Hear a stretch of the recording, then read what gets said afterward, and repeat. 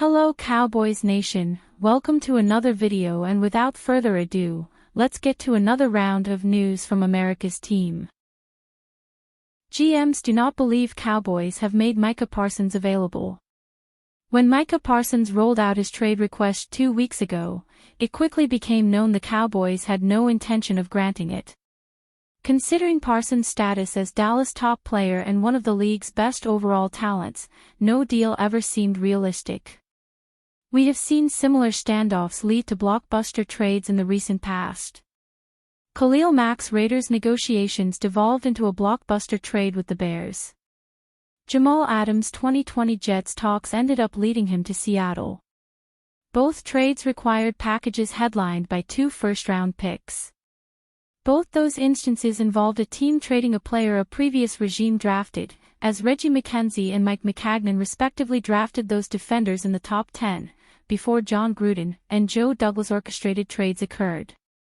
The Cowboys' Jerry Jones, Stephen Jones, Will McClay operation, of course, drafted Parsons in 2021. Although the sides are not believed to be actively negotiating an extension right now, Parsons continues to show up for practice as an observer. The Cowboys will almost definitely not take the opportunity to cash out on one of the NFL's top assets now.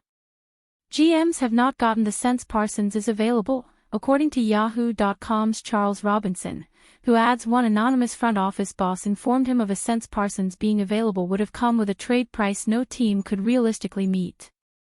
Considering Parsons' status as a 3-time All-Pro and having posted 4 straight double-digit sack seasons to open his career, only Parsons and Reggie White have done that, the Cowboys would have been poised to ask for a historic trade package for an early prime player. The 2016 Defensive Player of the Year who was traded ahead of his 5th-year option season, Mack is the closest comp here.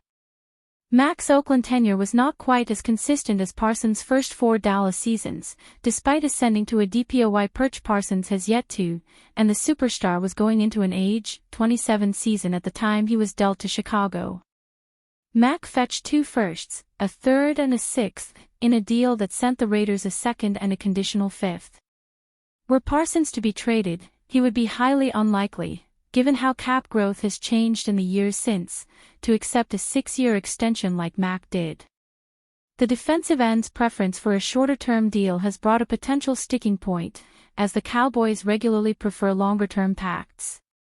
But the prospect of a team needing to give Parsons a deal perhaps near $45 million per year would naturally affect a trade price. Trade rumors and speculation came up well before Parsons' request surfaced, but it was never viewed as a likely outcome, even after the Cowboys gave Dak Prescott and CeeDee Lamb top-market deals. Parsons has not shifted to a holdout, which is interesting given that this process has differed from past Cowboys extension sagas due to a trade request emerging. The Cowboys could also waive Parsons' daily fines in a holdout since he is attached to a rookie contract. If this impasse persists, Parsons would effectively need to play the holdout card if it came down to remaining unhappy with the situation by week 1. The Cowboys are banking on the impact pass rusher not being ready to miss out on $1.5 million game checks. The team did not complete its Lamb deal until August 26, 2024 and famously did not have Prescott's done until hours before week 1. Time remains during the latest overly long Dallas negotiation.